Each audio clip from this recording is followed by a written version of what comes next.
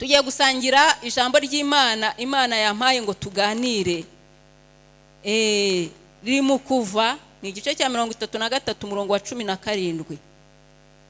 Kuva igice cya 33 umurongo wa 17. Intego iravuga ngo ibanga ryo kumenywa n'Imana. Amena. Ibanga riri mu kumenywa n'Imana. Kuva ni igice cya 33 umurongo wa 17.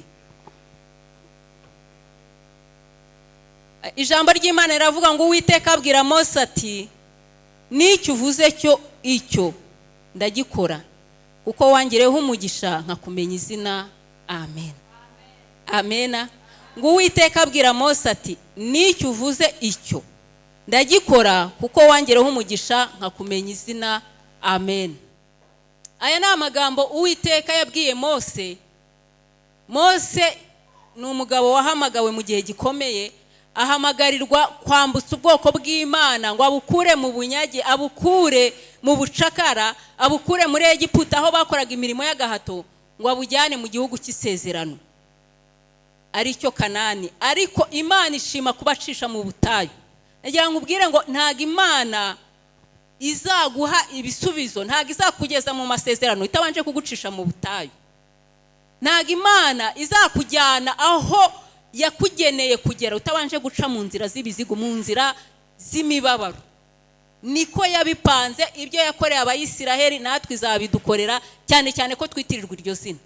Dusenga Imana Uwiteka, Imana ya Aburahamu na Isaka na Yakobo. Ibyo yakoreye bene Yakobo natwe azabidukorera. Amena. Ari imigisha, ari intambara baciyemo, natwe bigomba kutugeraho. Amena. Kuko twitiriwe iryo zina. Imana rero ntirobanura abantu ku butoni. Ihamagara Mose rero, iramuhamagara iramubwira ngo vana bari abantu mu Misiri ubajyane i Kanani cyangwa muri Isiraheli y'ubu. Barahaguruka baragenda. Ntago tugiye kuvuga urugendo rwabo n'inzira baciyemo z'ibizigu n'imibabaro baciyemo. Gusa Imana yagerageje ngo kugerageza imitima yabo ngo irebe isi y'imitima izanyumvira. Ese ko nanga icyaha n'igisa nacyo, ubu bwoko buzabasha kugendera mu mategeko n'amateka yanjye? Ngo itangire bacisha mu butayu, rimwe ikabima amazi, ubundi ikabima ibyo kurya, ubundi bakaba izuba rikabacanira cyane nk'iri, ariko ngo babaho bitotomba. Imana irangije iravuga ngo narabagerageje. Yabanje kubakorera ibitangaza, ifata inyanja itukura iciyamo kabiri, ica amazi, ica inzira mu mazi, ibintu bitigeze bibaho. Imana ibereka ibikomeye, ibereka ibitangaza, irangije ibereka n'imibabaro, irabasuzuma isanga ngo n'ubwoko butagonda ijosi. Amena. Nuko Imana ibwira Mose ngo ndabaguhaye bajyane uzabageze mu gihugu cy'isezerano, ariko sinzajyana nawe kuko nabarimbura, n'ubwoko butagonda ijosi. Mose ngo biramubabaza ngo n'Abisiraheli bose barababara. Buriya nta muntu ukunda umugayo. Hejuru musomye mwasanga ngo barababaye kubera ko Imana ibagaye, babwiye ngo muri ubwoko bubi butagonda ijosi, ngo bibabaza imitima yabo. Na Mose arababara. Noneho ngo ariko aragenda yegera Imana, aravuga ngo wa Mana we, nanjye urantuma nkakumvira ndetse nkahaguruka utambwiye aho tujyanye. Ntuduhagurutsa ahantu udukura ahangaha utajyanye natwe. Nanjye nk'uko wampaye umutwaro wo kubihanganira, ngwino wihanganane nanjye, uraza tujyane. Imana iravuga iti ndabaha marayika azajyana namwe. Mose aravuga ngo nudahaguruka ngo ujyane natwe ntudukura. Amena. Mose challenging Imana. Imana ikavuga, Mose akavuga ngo hoya ntago nanjye ariko mbishaka, bigenze gutya. Ngo Imana iramubwira ngo n'icyo uvuze icyo ndagikora, kuko wangireho umugisha nkakumenya izina. Amena. Nta kindi cyamurengeye ngo nuko Imana yamumenye izina. Iravuga ngo Mose, nakumenye kuri Mose, sintakumenye nka musambanyi. Hari abantu bafite amazina ya rusange. Ni umusambanyi, abasambanyi si benshi, ni izina rusange. Ni umunyamagambo, abanyamagambo ni izina rusange. Ni umunyamoko. Imana ikakureka avuga iti uyu ni umunyamoko, ntago ari Kristina nkuko twe tukwita, ntago ikwita Chantal nkuko twe tukwita, ariko ibona Mose ntimubona nko mu batagonda ijosi. Yasanze w'izina rye ari izina bwita, atari izina rusange. Abandi bose ntibagondaga ijosi, ariko basanga ni Mose. Irangije avuga ngo wowe nkuzi nka Mose, n'icyo usabye ndagikora. Amena. Ntago nkuzi nk'umunyamatiku, n'icyo nsabye icyo ndagikora. Amena. Iyi Imana ikuzi izina, wayisaba ikintu yavuga ngo ndakwishe, imyaka yawe irarangiye, cyangwa se wambabaje ndakwishe, ariko kubera ko yakumenye izina ikavuga iti ariko ntago nigeze nkubona nko mu bakobwa b'iki gihe. Abakobwa b'iki gihe bafite uko bitwara, wowe ntubarimo. Nkuzi nka Christina, nkuzi nka Chantal, none icyo usabye nanye none ndagikoze. Abarozi bakavuga ngo ntuzashaka, nyogosenge nyoko wanyu cyangwa nyogokura akavuga ngo nkiriho ntuzashaka. Ariko waza ukabwira Imana kavuga iti wowe nubwo ibikurwanya ari byinshi, ibikugose ni byinshi bikurusha imbaraga, yewe ntunasenga bihagije ku buryo uhangana nabyo, ariko kuko nakumenye izina ndahamagara abamarayika banjye, nduhereza Mikayire azarwana uru rugamba, wowe winjire mu byo nagusezeranije. Amena. Kubera iki? Kuko nakumenye izina, ariko ibikurwanya byo bikurusha imbaraga. Amena. Mose rero yakijwe nuko Imana yamumenye izina, ntago yamubonye muri rusange rw'aba Bayisiraheli batagonda ijosi. Duharanire ko Imana itumenya, ntikubone muri babandi, ntugakore nk'ibyo bakora, kugira ngo imbaraga zikurwanya Uwiteka amanukire kukurwanirira. Amena. Iyo Mose yemera kujyana na marayika, marayika ni nka robo, marayika nta bwenge agira burya. Marayika ni robo. Iyo Imana ibwiye marayika ngo genda wice abantu bose, ntishobora kukugeraho ngo ivuge ngo yaronsa, ntishobora kukugeraho ngo ivuge ngo uyu nsanze asenga, hoya. Ariko Imana yo igira impuhwe, igira impuhwe, ifite ubwenge. Ibintu Imana yaremye, ni umuntu niwe ugira ubwenge, ibindi byose yaremye ni Imana ubwayo nyine, kuko yavuze ngo tureme umuntu abe mu ishusho yacu. Ibindi byose yaremye nta bwenge bigira. Buriya Imana ibwiye imbwa ngo nizi turye hano twese, n'agahinja n'akana kayisekera, imbwa yazi gakuraho. Ubibwiye inzu ngo itwikubiteho, nuko umuntu ugira amahitamo, ikintu ikiremwa kigira amahitamo n'umuntu gusa. Ni wowe Imana yabwira ikintu ngo hoya Mana, ntago ariko mbyumva, nkuko Mose yavuze ngo hoya ntago nahaguruka tutajyanye. Nta wundi muntu ushobora guhindura mbega ngo Imana ivuge ngo nawe uvuge. Mu bintu byose yaremye nta kindi kire ku mwana w'umuntu, kubera yavuze ngo ase natwe. Amena. Rero Imana ibwiye Mose, Mose aravuga ati ntago nahaguruka, ndahagurukana nawe, nutaza natwe ntutuvanaha. Imana irangije avuga ngo kuko binsabye narakumenye izina turajyana. Amena. Tugiye kureba rero umuntu Imana ijya imenya izina. Umuntu Imana imenya izina ameze ate? Arangwa n'iki? Nibiki biranga umuntu Imana yamenye izina? Amen. Muri Timoteyo wa 2 ni ibice 2 umurongo wa 19, jambo ry'Imana ravuga ngo nyamara urufatiro rukomeye rw'Imana ruracyahagaze, rwanditseho iki kimenyetso ngo Uwiteka azabe, kandi ngo umuntu wese uvuga izina ry'Uwiteka ave mu bidatunganye. Amen. Umuntu Uwiteka ajya amenya ni umuntu wavuye mu byaha. Uyu nguyu ajya amumenya, umuntu wavuye mu bidatunganye n'uyu Uwiteka azi. Tuzi ko Imana tuzi twese twitwa abantu b'Imana, ariko ijambo ry'Imana ratubwiye ngo ab'Imana izi ko ari abayo. Abantu Imana izi ko ari abayo ni abantu bavuye mu bidatunganye. Abo ngabo nibimenya amazina, ikavuga ngo uyu ni kanaka, nzamugirira gutya na gutya, nzamujyana hanaha, nzamuha ibi nibi. Kubera iki? Kubera ko yavuye mu bidatunganye. Nimba ushaka kumenywa n'Uwiteka, va mu bidatunganye. Amena. Nimba ushaka ko Imana iguha icyo uyisaba, va mu bidatunganye. Nagira ngo ubwire ngo umuntu akenera Imana kuva akivutse kugeza igihe azapfira, no ku mwuka wanyu mu bukeneye Imana. Na Yesu ku mwuka wanyu aravuze ngo data, mu maboko yawe niho nshyize umwuka wanjye. Umuntu akenera Imana, waba uri umukire ukenera Imana, waba uri umukene ukenera Imana, waba uri muzima ukeneye Imana, niyo waba urwaye ukeneye Imana. Amena. Uyu muntu rero ukeneye Imana kugira ngo izamuhe icyo yayisabye, agomba kwandikisha izina, kavuga ati nanjye ndi kanaka, nitwa kanaka, nubaho Uwiteka. Amena.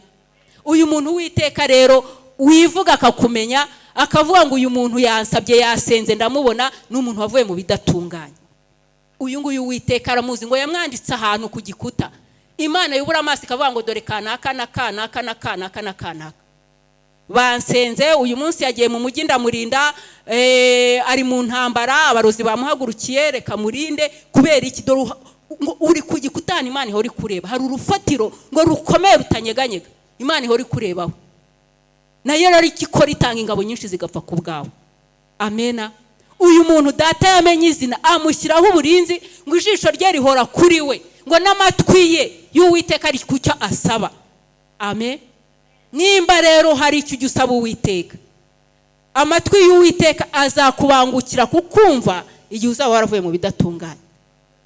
Nimba wifuza uburinzi bw'Imana, ukaba uzi ko hari abiguhiga, ukaba uzi ko hari abarozi bakurwanya, ukaba uzi ko hari za karande, ukaba uzi ko hari inzara iri mu gihugu, ukaba uzi ko hari ubukene buriho, ukaba uzi ko hari ibyago n'amakuba, iyandikishe mu bantu bubaha Uwiteka. Amena. Uve mu bidatunganye, uve mu bidatunganye. Ibidatunganye ntituri bubivuge, ibyaha byose turabizi. Ijambo ry'Imana ryaravuze ngo mu minsi ya nyuma ngo amategeko yanjye nzayandika ku mitima yabo. Niyo utabwira umujura azi ko kwiba ari icyaha, umusambanyi niyo utabimwigisha arabizi ko ari icyaha, umwicanyi niyo utabimubwira arabizi ko ari icyaha. Amena. N'umunyamagambo nubwo utabimurondora arabizi ko ari icyaha, kuko iyo agiye kukubwira avuga ngo ngiye kukubwira ariko ntuzabivuge, yabona umuntu aje akikanga ko muriho kumwumva arabizi ko ari icyaha. Amena. Rero niyo tutababwira ngo bidatunganye, niyo nakubwira ngo bidatunganye nibi, umutima wawe urabizi neza. Rero uva muri ibyo. Amen. Kugira ngo Uwiteka aguhe ibyo umusaba. Nimba hari ikintu gikomeye ushaka ku Uwiteka, va mu bidatunganye. Amen. Kuko icyo nicyo Uwiteka agushakaho. Uyu muntu Imana ihora imwibuka, izina rye ntirijya ryibangirana ku mutima w'Imana. Kubera iki? Kuko yavuye mu bidatunganye. Ikindi kiranga uyu muntu, uvuga Imana ikumva, Uwiteka yamenye izina, turagisanga mu Bakorinto ba mbere n'ibice 8 umurongo wa 3. Abakorinto ba mbere ni igice cya 8 umurongo wa 3. Ijambo ry'Imana riravuga ngo ariko ukunda Imana niwe umenywa nayo. Amen. Ngo ariko ukunda Imana niwe umenywa nayo. Amen. Ukunda Imana niwe Imana imenya. Ntago waje gusaba inzara wimenya, ntago waje gusaba imodoka ari wimenya, ntago uzamuka ubutayu wazengurutse ubutayu bwose ari wimenya, nta nubwo uririmba neza ari wimenya, ahubwo ngo ukunda Imana niwe Imana izi. Kuko kuririmba twese ntago kuririmba ariko gutuma Imana ikumenya, kuko hari n'igihe ivuga ngo munkureho urusaku rw'indirimbo zanyu. Ntago gusenga cyane no kujya mu materaniro cyane ari byo bituma Imana itumenya, kuko hari abivuga ngo amasengesho yanyu ngo ni ikizira kuri iki. Amen. Ariko ngo ukunda Imana niwe Imana imenya. Ese ukunda Imana ameze ate? Umuntu ukunda Imana arangwa n'iki? Tugiye kureba umuntu ukunda Imana. Umuntu ukunda Imana Bibiliya imusobanura ite? Umuntu ukunda Imana Bibiliya iramusobanurira muri Yohana ni igice cya 14 umurongo wa 15. Yohana igice cya 14 umurongo wa 15. Yohana ibice 14 umurongo wa 15. umurongo wa 15 haravuze ngo ni mu nkunda muzitondera amategeko yanjye. Noneho Yohana wa mbere igice cya 5 umurongo wa 3 kugeza ku wa 4. Reka dusome Yohana wa mbere ibice 5 umurongo wa mbere kugeza ku wa 4. Hera ku murongo wa 3 ntacyo. Yohana wa mbere ibice 5 umurongo wa 3 haranditse ngo kuko gukunda Imana ari uko twitondera amategeko yayo, kandi amategeko yayo ntarusha, kuko icyabyawe n'Imana cyose kinesha iby'isi, kandi uku niko kunesha kwanesheje iby'isi ni ukwizera kwacu. amena. amen. Ijambo ry'Imana ratubwira ngo kuko gukunda Imana ari uku. Gukunda Imana nuku. Ntago gukunda Imana ari ibindi byose twitwa. Ntago gukunda Imana ari ukwitwa poso. Ntago gukunda Imana ari ukwitwa umuramyi cyangwa ibindi byose. Gukunda Imana nuku. Nukwitondera amategeko yayo. Kandi burya ngo amategeko yayo ntarushye. Amen. Imana ntago ishobora kutwikoreza imitwaro tutabashije kwihanganira. Imana ni umubyeyi kandi umubyeyi agira impuhwe kandi ikindi kiranga umubyeyi arahana.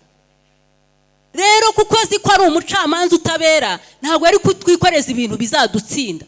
Ntago ari kuduha ibintu bizatuma urubanza rudutsinda. Ahubwo yaduhaye amategeko yayo atarushya. Buriya nubwo tuyananirwa nitwe tuba twinaniwe ariko burya ntago wayananirwa ubishatse. Imana yigeze isanga Kayini yagiye ngo gutamba ibitambo na murumuna we Abeli, ngo Imana ntiyashima ituro rya Abeli ariko ntiyashima irya Kayini ariko ishima irya Abeli. Ngo Kayini arababara, umujinya uramuzamuka, umubabaro, ishyari n'ibindi ngo biramuzamuka, umutima ukajya umubwira ngo mwice. Umutima Satani nyine atangira kumushuka, wowe muhamagare mujye mu murima ugende umwicireyo. Noneho ngo Imana iraza imusanga kiri muri ibyo bitekerezo.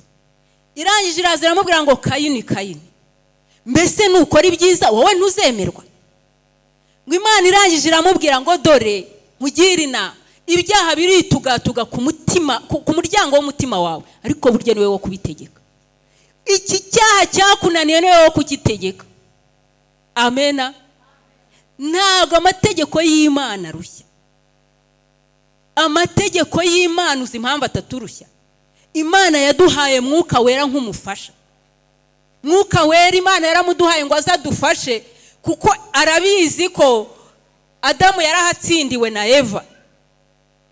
N'abandi bagiye batsindwa. Imana irangije iravuga iti noneho reka mbaho umwuka. Umwuka wanjye azajya abafasha. Umwuka azajya gusanga ninjoro akubwira ati rero hariya ntuhage kuko uri buze kuhagwa. Akaza akakubwira ati mukobwa rekana na ziriya nshuti kuko hari imitego izakugusha. Mwuka akaza akakubwira ngo rero uyu ntago ari fiance wawe, uyu nguyu ntago azakubera umugabo, mureke kuko azi ko urugamba ugiye kujyamo ntago uzarunesha, urwo rugo ntago uzarushobora ubana n'umuntu umeze gutyo. Mwuka akaza akakubwira. Amena. Rero amategeko y'Uwiteka ntaturushya iyo tubifashijwemo n'umwuka, ahubwo ikibazo kiba kuri twe twanga kumvira umwuka wera. Mwuka avugira mu ijambo ngutya, kavugira mu ndirimbo, kavugira mu buhanuzi, mu nzozi za ninjoro no mu mayerekwa. Mwuka ashobora no kuvugira mu byo ureba, ukagenda ku muhanda ukareba nk'ikintu kigahita kikwigisha. Amena. Ejo nagize ikibazo, nekereza mumva ngize ikibazo, mbona ibyo mpanga biri kwanga. Noneho ngiye kuri Facebook mbona umukecuru ushaje ubona afite nk'imyaka nka 90, acuruje utunyanya, afite utunyanya ku muhanda. Umusore ari kumwe n'inkumi bigendera, umuhungu araza areba utwo tunyanya aradukandagira, arangije adutera ishoti, agakecuru kabura uko kabigenza.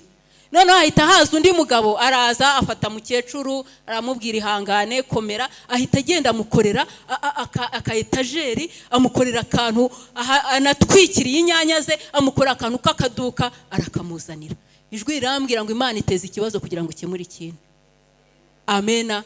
Hari ibyo ubona byanze ukabona Satani yabikase kabisa, ariko Imana ibitegura ibindi byiza. Amena. Mwuka rero avuga mu buryo bwinshi.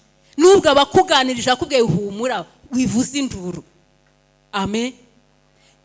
Iyo wumviye umwuka ushobora amategeko y'Uwiteka. Ariko iyo utamwumvira yakubwiye humura ndi kumwe nawe, ukanga ugakomeza ukiganyira ntizabikora, nubundi nuwantwarira ubuntu twajyana, uwamuwo twishingira, uragenda kandi ukajya mu muriro. Ariko iyo wumviye umwuka akubwira humura komera ndi kumwe nawe, ndagutegura ibyiza birahari, mugabo wawe arahari, kazi karahari, humura, amategeko y'Uwiteka urayakomeza ukanayashobora. Kuko nta kindi umwuka turindira kugira ngo tutajya mu moshya, tutajya mu byaha, tutajya no mu makuba Satani yaduteguriye. Amena. Rero nimba ushaka ko amategeko y'Uwiteka akorohera, itoze kumvira umwuka wera. Itoze kumvira umwuka wera mu buryo bwose avugamo, umutega amatwi. Nshobora kukubwirira muri iri jambo, nshobora kukubwira muri rindi ribuze kukurikira. Ujye ugerageza umutega amatwi, numara kumutega amatwi azakuyobora mu buryo bwose ku buryo uzabasha koroherwa n'amategeko y'Uwiteka. Nukurikiza amategeko y'Uwiteka rero, nta kindi ni ukumvira umwuka wera. Kandi ijambo ry'Imana ryashyizeho umwuka wera ubudahangarwa. Yesu yaravuze ngo nutuka Imana nta kibazo, ngo nanjye ni muntuka nta kibazo, ngo ariko nutuka umwuka wera nta mbabazi. Amena. Uyu mwuka wera dusuzugura afite ubudahangarwa. Afite ubudahangarwa ku buryo umuntu uzamusuzugura azarimbuka, atitaye ku byo wakoreye Imana.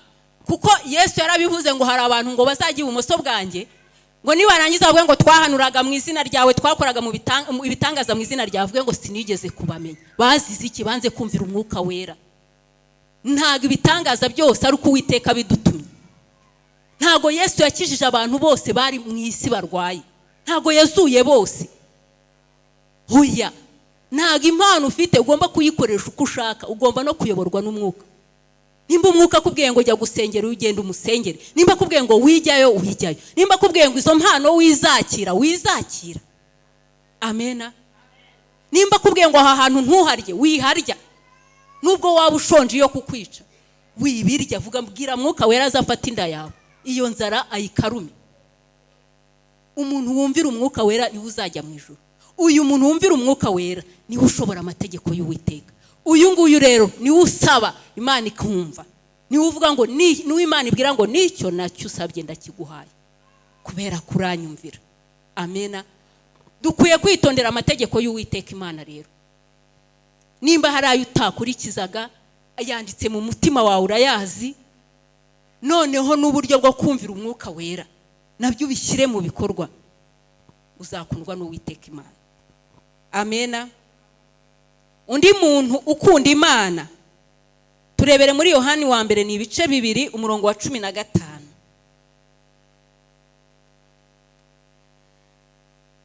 Uyu nguyu nawe Imana iramumenya. Iyo avuze Imana iravuga ngo nicyo nacyo ndagikoze. Reka dusome ijambo ry'Imana muri Yohana wa mbere ibice 2 umurongo wa 15. Haravuze ngo ntimugakunde iby'isi cyangwa ibiri mu isi. Umuntu nakunda iby'isi, gukunda Data wa twese nikuba kuri muri we. Amen. Amen. Ijambo rirabidusobanuriye neza ngo ntimugakunde iby'isi cyangwa ibiri mu isi. Abantu bakunze iby'isi cyangwa se ibiri mu isi, ukumva bakubwiye amasengesho y'iminsi 3 ngo ubone umugabo wahita uyakora, ariko korari nipanga y'itatu ntuzaza. Nibavuga ngo tugiye ngo iki cyumweru ni icyumweru cy'ibitangaza, umuntu ufite icyifuzo wese akizane, icyo umweru cyose wagisenga. Ariko Imana nikubyutsa saa 9 ngo usenge, ntabwo uri busenge.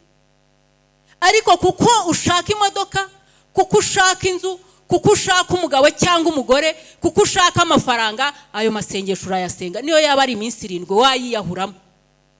Ariko Imana byonyine ikubwiye ngo byuka usenge, gusa itakubwiye ngo urabona iki ntusenga. Ubukunda iby'isi. Ubu ngubu wakubwira ngo jya Uganda nuvayo, Imana ari gukorera igitangaza, tike wanayiguza kugira ngo Imana iguhe inzu, Imana iguhe imodoka.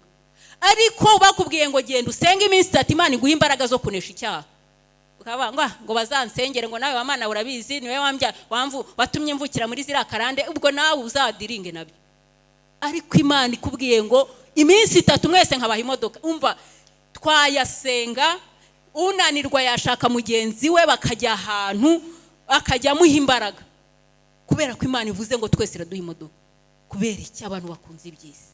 Ariko Imana iravuze ngo ntimugakunde iby'isi cyangwa ibiri mu isi. Abantu basigaye barangazwa n'ibiri mu isi. Tugeze mu gihe cyanyuma, igihe kiruhije. Abakobwa basigaye n'abagore bagenda bambaye ubusa. Abagabo mwirinde kurangazwa n'ibiri mu isi. Ariko n'abagabo basigaye bambara ubusa. Nawe narababonye basigaye bambara ubusa. Rero mureke two kurangazwa n'ibiri mu isi. Ibiri mu isi birangaje abantu, ukabona imodoka ukavuga ngo Mana nutayimpa ntago ngewe nzaba naragukoreye. Wa mugabo wanjye we nutangurira imodoka uzaba utari uwanjye, uzaba utankunda. Kunzi ibiri mu isi. ko iyo wari ufite yari guhagije ngo kuko ubonye kanaka Cecile ayigenderamo umugabo araye intambike, kuko hadutse telefone nshya umugabo ntagisinzira. Bakunze ibiri mwisi kandi telefone yindi yakoraga ibintu byose yabibonaga, ariko kuko abantu bakunze ibiri mwisi ibigezweho byose wumva wabitunga ibigezweho byose, ariko Bibiliya iravuga ngo nimba umeze uko nta gukunda Imana kuri muri wowe. Wumva icyadutse cyose wagitunga, ugomba kugenda aramode, ugenda na viziyo, ibintu byose bikugereho, nta rukundo rwo gukunda Imana ruri muri wowe. Amena. Birashoboka ko iyo telefone wayibona niyo modoka wayibona, ariko umunsi warwaye kanseri nawe ntubone Imana, kuko ntago ubutunzi bukemura ibibazo byose byo mwisi. Watunga ukagira byose, ariko hakaza ikibazo kitakemurwa n'amafaranga, kitakemurwa n'inshuti, kitakemurwa n'abadiaspora, cyakemurwa n'Imana yonyine. Amena. Imana rero duhora tuyikeneye. Nimba ushaka gukunda Imana, reka guhoza amaso kubiri mwisi no gukunda cyane ibyo mwisi. Ibyo mwisi Imana izabiduha, ariko yaravuze ngo izabitwongerera. Yesu yaravuze rwose kubibaha nzabibaha, mbakubira n'inshuro 100. Birashoboka ko usaba imodoka imwe, ifite ubushobozi bwo kuguha imodoka 100, ukajya uzikodesha ukagira kampani y'amamodoka. Birashoboka ko usaba inzu y'ibyumba 2, ifite ubushobozi bwo kuguha umudugudu ugizwe n'inzu 100, kuko yaravuze ngo nabakubira n'inshuro 100, nzabakubira inshuro 100. Ariko ikibazo ni mubanze mushaka icy'ingenzi, mubanze mushaka ubwami bw'Imana. Ube muri mwe bugwiriye, mugira amategeko y'Imana muri mwe, muyubahe, muyitondere, nimurangize mwemere kuyoborwa n'Umwuka Wera, nzabibaha. Ariko ikibazo ntago dukunda Imana, dukunze ibyifite, dukunze iby'isi n'ibiri mwisi. Uwo ni umutego Satani yashyize imbere y'abantu, kandi Imana ushize nare babwiye, Imana yarambwiye ngo abantu bakunze iby'isi kundusha bazava mwisi batabibonye, icyakora nzabashyekenga kubibabwira. Muhanuza azakubwire ngo uhaye imodoka, ngo uhaye visa, ngo uhaye inzu, kuko nibyo bikuzana mu nzu y'Imana. Erega ni umubyeyi, none se umwana wawe ntaririra akabo, ukamufata ukamujyana ku muhanda ukajya umwereka imodoka, ariko ukajya ujugunya ibiryo mu kanwa. Abana banga kurya niko tubagenza. N'Imana rero izagikubwira, umugabo mwana wanjye, inzu, modoka, visa, uze mu nzu y'Imana. Nihakurindire. Kuri hanze hari ibiguhiga, hari ibishaka kukwica, za karande ziwanyu zikumereye nabi. Rero ariko nuramuka ugize muri wowe urukundo rwo gukunda Imana, ukavuga ngo Mana, ibi mbiretse ku bwawe, kandi numa n'ubwo butunzi, numa n'izo modoka, numa nzakomeza kugukorera, izabiguha. Amena. Niyo mpamvu yakundaga Dawidi amaze kugera mu bisubizo, yajyaga avuga ngo ariko Mana, nkanjye ndinde, umuntu ni iki kumwibuka, wanciye iki kunkura hari inyuma y'intama. Ariko ubu ngubu hari utakubwira ko iwabo baburaraga. Ngewe iwacu twarabakire, ngewe ntago nzi inzara, kandi ubonye imodoka ugeze i Kigali, ariko ntiwabivuga. None ukiyambwira ngo Imana izakugirira neza, izakubwira nk'ujyanye Canada mwana wanjye, muri Amerika, ariko nawe uzajye na gato. Ngo unanirwa gukiranuka muri duto ntago yabasha gukiranuka muri byinshi. Nutibuka Imana yagukuye uyu munsi, ukaba uyishyiraho urutoto, wa Mana we ntukora, ngewe sinzi icyo dupfa, abo ndutabarashaka, abo nashatse mbere barabyaye, abo twiganye dore babo bafite amazu, ugahora ushyira Imana aho igitoto. Imana iringingwa, ni umwami, iraramwa, barayiramya bakayihimbaza. Ntago Imana ntago tuyishyiraho igitutu. Ijambo ry'Imana riravuga ngo ntimuyobe, Uwiteka ntago anegurizwa izuru, ahubwo icyo umuntu abiba nicyo asarura. Nimba uyizana nk'umujinya, ntago Imana ikangika, ntago Imana ikangika. Wowe uzasarura kamere yawe, utanga Imana, Imana ikora ndayivamo, umurimo wawe ndawureka, nanjye noneho sinzongera kwiyiriza. Ntago Imana nuko tuyitwara, buhoro buhoro. Imana turayinginga, Imana turayiramya, tukayihimbaza, ukavuga ngo uri mwiza, wabikora uri mwiza, utabikora urera urakiranuka. Kuko kuyikanga ntikangika mu ijuru, birirwa bayiramya, ifite abayiramya ngo abamarayika bayikubita imbere bavuga ngo urera uri mwiza, bakuburuka gato bakabona irera kurusha uko bari bayibonye mbere. Rero Imana ni ukuyigenza gahoro. Amen. Ntitukayobe rero, ntabwo Imana inegurizwa izuru. Ntacyo wayikangisha ngo sinzongera ngo kuyobora korari, yaravuze ngo nabwira n'amabuye akaza akayiyobora. Imana yaravuze ngo nimutankorera amabuye azankorera. Amena. Rero mureke Imana tujye tuyicira bugufi, twitondera amategeko yayo, tuyikunde cyane kuruta uko dukunda iby'isi. Ntitukayisenge cyane kugira ngo iduhe biriya yadusezeranije, tunayisenge cyane kugira ngo iduhe imbaraga zo kunesha. Amena. Buriya hari umuntu ufite icyaha cyamunaniye, umwuka ahora akikurondora, nawe iyo uryamye, yewe niyo uhuye n'umuhanuzi nta kindi akubwira, aho kugira ngo ufate ibihe byinshi binini byo gusengera icyo kintu cyakunaniye, ariko ufata ibihe binini byo gusengera igitangaza, uriho urayoba. Ntimukayobe. Amena. Fata igihe usengere kamere yakunaniye, fata igihe usengera icyaha cyakunaniye, kubera ko icyo numara kukinesha n'icyo usaba Uwiteka nacyo azakiguha. Amena. Kereka icyo ukeneye utagishaka kuwiteka, ariko nimba ubona ugishaka kuwiteka, yakubwiye ngo ntugakunde iby'isi n'ibiri mu isi, ahubwo muri wowe ugire gukunda Imana. Iyo Imana ibonye uyikunda, nta kindi ikora, iguha ibyo usabye ikarenzaho n'ibindi, kuko yavuze ngo mbasha gukora cyane ibiruta ibyo musaba. Usaba bito ikaguha byinshi, kuko izi kuri umwizerwa. Amena. Yabwiye umuntu ngo yahaye abantu itaranto batatu, umwe imuha ebyiri, undi imuha imwe, eshatu, ebyiri n'imwe.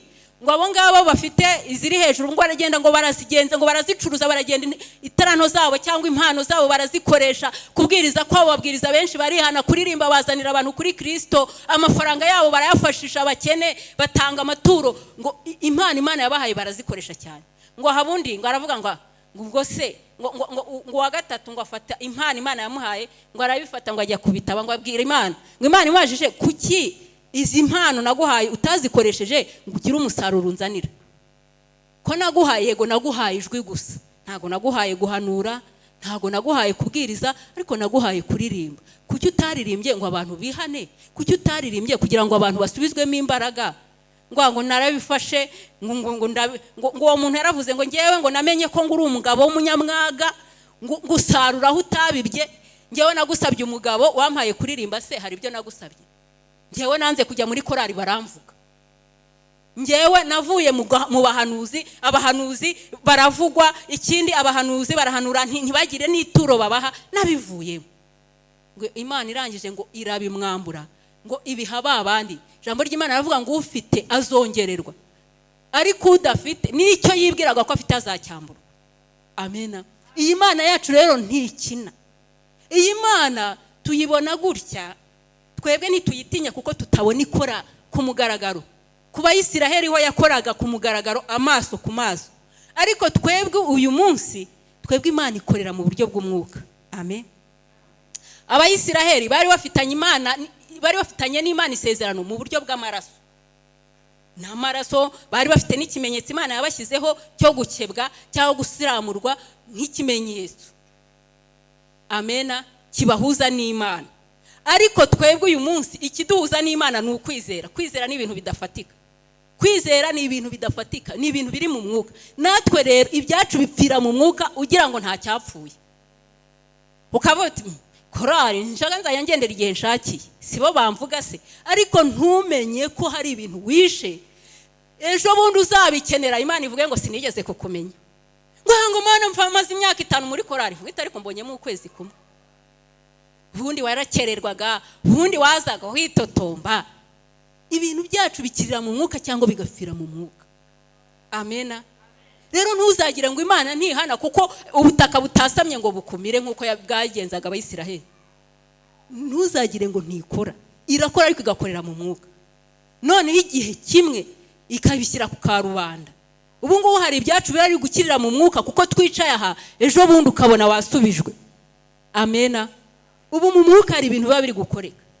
Rero mwene data, ujye umenya amabanga y'umwuka, niho uzabasha kugera ku cy'Imana yakuvuzeho. Icyo kigendane uvuga uti nubwo iravuze ngo irampana ko ntacyo nabaye se, yaguhannye mu mwuka, hari igihe uzayikenera nayo ikubure. nawe uyibure. Hari igihe uzayihamagara byanze ugiti nanjye hari igihe naguhamagaye wicaye muri Karuvari wanga kunyitaba. Sinakubwiye ngo reka gukunda iby'isi, warabiretse. Sinakubwiye ngo itondera amategeko yanjye ujye wumvira umwuka wera, warabiretse. Ugiti nanjye ntabwo nkumva.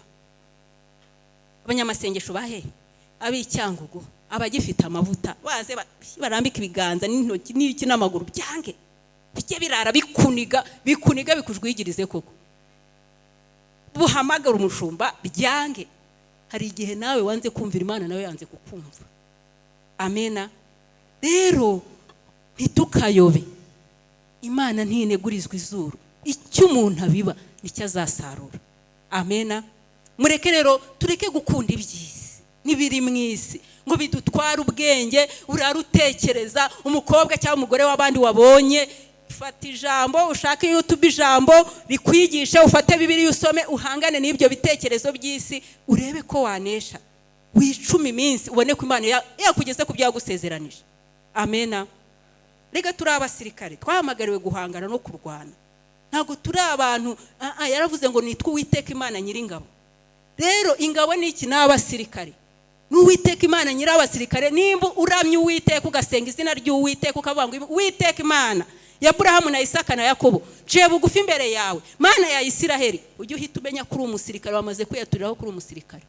Rero hangana n'ibikurwanya, uhangane n'imbaraga z'umubi, uhangane n'ibyaha biri mu isi, uhangane n'ibiri mu isi. Amena. Kugira ngo icyo uzasaba Uwiteka nawe akiguhe. Amen. Turi mu ibanga ryo kugira ngo wumvirwe n'Uwiteka. Amen. Reka dusome ikindi kintu Uwiteka akugeragerezamo akareba koko kumukunda. Ni Yohana wa mbere ibice 4 umurongo wa 21. Ngo kandi dufite iri tegeko ryavuye kuri yo, ngo ukunda Imana akunde na mwene se. Amena. Uyu ni uwundi munzani Imana igikwicazaho ngo irebe kuri umuntu ukwiye kumvirwa nayo, kuri umuntu Imana ikwiye kumenya. Ireba urukundo ukunda mwene so. Nimba ukunda Imana ukunda na mwene so. Yesu yaravuze ngo itegeko riruta yandi gukomera niri: ukunda Uwiteka Imana yawe n'ubwenge bwawe n'imbaraga zawe zose n'umutima wawe wose. Ikindi ukunde mwene so cyangwa mugenzi wawe nkuko wikunda. Mwene data, nimba hari ikintu ujye ukorera mugenzi wawe nawe uzi neza ko bakigukoreye wababara, ujye umenya ko nta gukunda Imana kuri muri wowe. Nimba ugenda ugasebya mwene so kandi nawe ukaba wanga bagusebya, menye ko nta rukundo rwo gukunda Imana ufite. Nimba mwene so ashobora kuza kukwaka ikintu ugifite ukakimwima gusa ukakimwima, ntago ubukunze mwene so. Imana rero ahandi umunzani twicazaho ikareba ko urukundo rwacu dukunda Imana rugwiriye muri twe, ireba ukuntu dukunda bene data, uko umutekereza, uko umuvuga, nuko umufasha, nuko umusengera. Amen. Yesu arangije aravuga ngo mwarabwiwe ngo niba gukuramo iryinyo nawe uribakuremo, niba kuvuga nawe bavuge, niba gutuka nawe batuke. Ariko nge ndavuze ngo umwanzi wawe nasonze umugaburira, niyambara ubusa umwambike, kandi nujya gusenga umusabira umugisha. Ntuzavume umwanzi wawe ngo ugende umusabira umugisha. Uzi impamvu? Nuko Imana yubaha ijambo ryayo. Iravuga ngo icyo umuntu abiba nicyo azasarura. Iyo uvumye umuntu ibyo urabibye deja, urabibye nawe uzavuma. Ariko kubera ko wabibye gusabira umugisha umuntu utawukwiye, uzi ko bigenda, wamugisha ukugarukaho. Kuko Yesu yaravuze ngo mubasabira amahoro, naba ari abantu badakwiye amahoro, amahoro yabo yanyazabagarukira. Amena. Iyo usabiye umuntu umugisha rero ari umwanzi wawe, neza mwisi y'umwuka hakora ukuri. Ibintu by'umwuka mu mwuka, haba kwa Satani haba no mu Mana, hakora ukuri. Ukuri kurakora kose, kandi amategeko n'amabwiriza mu mwuka arakurikizwa yose. Amena. Haba kuri Satani, nimba Satani yaragennye ko kugira ngo aguhe ubutunzi ugomba gutanga igitambo cy'umuntu ukunda, ntabwo yaguha utabikoze. Ntiwayibyinira, ntiwakora iki, ugomba gutanga icyo igusabye. no mu mategeko rero y'Imana mbega mu buryo bw'umwuka amabwiriza n'amategeko birakurikizwa. Amen. Rero kubera ko ijambo ry'Imana rivuga ngo icyo umuntu abiba nicyo azasarura, iyo umwanzi wawe musabiye ibintu byiza kandi bitamukwiriye bihita bikugarukaho. Amen. Niyo mpamvu ubu Yesu yatugira inama ati rero mujye mwisabira abanzi banyu, mubasabira umugisha, mubasabira ibyiza, kubera ko guhora nuko Uwiteka, kandi Uwiteka yagiye kuguhorera aguhorera neza kurusha uko wakwihorera. Ubwo uzi Imana igiye gukubita umuntu kuvuga yamubabaza kuruta uko nawe wagenda ukamuvuga. Amena. Uzi Imana igiye kugukubitira abantu bakuroga byaruta yababaza cyane kuruta uko wajya ku musozi, Mana masenge kanaka Christine kanaka undoga ndamuvrose ndamuvumye nanjye, ubu uriho wiyicira. Ariko uretse Uwiteka akaguhorera, yazaguhorera neza. Iyo aguhoreye ntibigira ingaruka ku bana bawe, akubita kuraho. Yigeze abwira hari abantu yigeze abwira bababaje Imana igiye kubahanira, ivuga ijambo rikomeye ngo nzaguheha. Imana igiye gukubita abanzi bawe, umva ikuraho nk'ukuraho umwanda, gakuraho rwose n'umuntu ukawukuraho. Rero umwanzi wawe ujye umusabira umugisha, umusengere, kuko ni n'itegeko ry'Imana, kandi Imana yavuze ngo unkunda yumvira yitondera amategeko yanjye. Amena. Rero nimba ushaka kumenywa nayo ukayibwira nayo ikumva, dore ibyigusaba nibi: igusaba kwitondera amategeko yayo, igusaba gukunda mwene so, ikagusaba kwirinda ukunda iby'isi n'ibiri mu isi. Ni ikimana igushakaho, yarangiza ikaguha ya nzu, yarangiza ikaguha wa mugabo, yarangiza ikaguha ya modoka, yarangiza ikaguha ya visa, n'ibyo igushakaho. Amena. Jambo ry'Imana ravuga ngo ubwoko bwanjye bupfuye buzize kutamenya. Buriya utazi ibi afite isezerano azafata ageze ku Imana yavuze, kubera ko kutamenya birica. Amena. Ariko uramutse ibi bifashe ukabibika ukavuga uti ko Imana nyisaba umugabo, ko ndiho nyisaba akazi, amategeko yayo ndiho ndayumvira nkuko bikwiriye, ahubwo ugafata igihe ugasenga ukavuga ngo Mana shoboza kwitondera amategeko yawe, shoboza gukunda umwanzi wanjye. Uwiteka iby'isi n'ukuri byadutwaye ubwenge, reba nawe biba ni byiza, shoboza amaso yanjye nanjye uyahume. Iyo nzira rero izajya igucisha muri iyi minzani, irebe ukunze icyo kintu Imana yakubwiye kuyirusha. Irebe ese ukunda mwene so koko nkuko wikunda, irebe ese koko witondera amategeko yayo. Kandi reka mbabwire, Yesu areba detaye. Yesu arakureba, akareba n'ibitekerezo byawe. Kandi igitangaje cya Yesu, akubona uyu munsi akanakureba mu myaka 20 iri imbere. Kavuga ngo nturebe ukuntu yaciye bugufi, asaba inzu, asaba imodoka, ariko wakakureba wicaye mu modoka ugenda warabaye ukundi kuntu, tuguhamagara ntiwitabe, korari warayivuyemo, umurimo warawuretse, akavuga ati ntacyo nzajya mubwira ko nzayimuha. Nuwo mugiriraho umugisha iguhuye ibe mu mwaka, ugende mu mwaka abakuvuyemo umwenda agucyure. Imana ntacyo wayibeshyeshya. Ikintu kijye gikanga Imana ikavuga ngo nanjye ndatangaye, nuko uyizera no kuyikiranukira. Amena. Umuntu watangaje Yesu aratangara, si uwasirimbye neza, si uwabwirije neza, si uwakoze ibitangaza, n'umuntu wizeye. Imana iravuga ngo ndatangaye, ngo mbonye umuntu ufite kwizera kutaba no mu Bayisiraheli. Iyo wizeye Imana urayitegereza. Amen.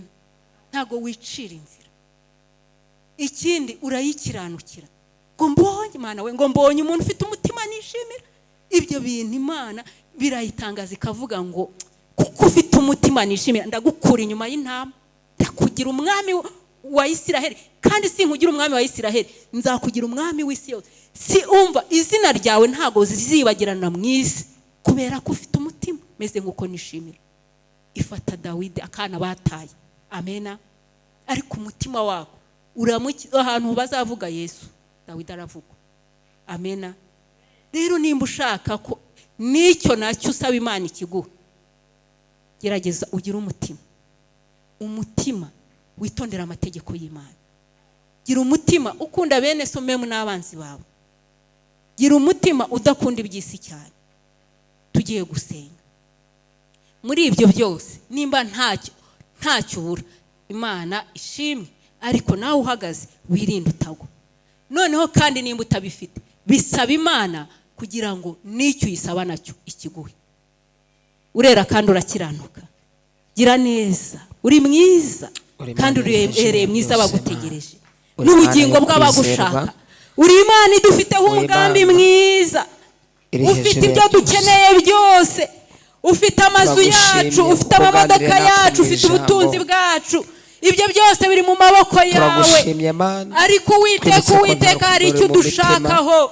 Urashaka ko tugira imitima mishya, urashaka ko tugira imitima yitondera amategeko yawe, urashaka ko tugukunda, urashaka ko dukunda bene data, urashaka ko duhinduka bashya, kugira ngo nibi dusaba nabyo biduhe. Tugusabye imbaraga, tugusabye imbaraga, dusabye imbaraga, duha imbaraga, twuzuza imbaraga, urubyiruko rwuzuza imbaraga, abagabo buzuza imbaraga, abagore buzuza imbaraga. Uduhe kunesha, uduhe kunesha iby'isi, uduhe kwitondera amategeko yawe ngo kuko byoroshye kuyitondera. Udushoboze, duhe imbaraga, uduhe imbaraga. Genderera buri muntu wese Mana wari ucitse intege, utaruzi icyo ari kuzira, icyatuma agatagera ku cyo wamuvuzeho. Mwuka wera ugenda umwigishe kurushaho, kandi umuhe no kunesha kugira ngo agere ku cyo wamuvuzeho. Uri mwiza rero, gira neza, twumva tutikebaguye, turagushimye kubyumve kandi ubikoze. Ni mu izina rya Yesu Kristo w'i Nazareti tubisabye twizeye, amen.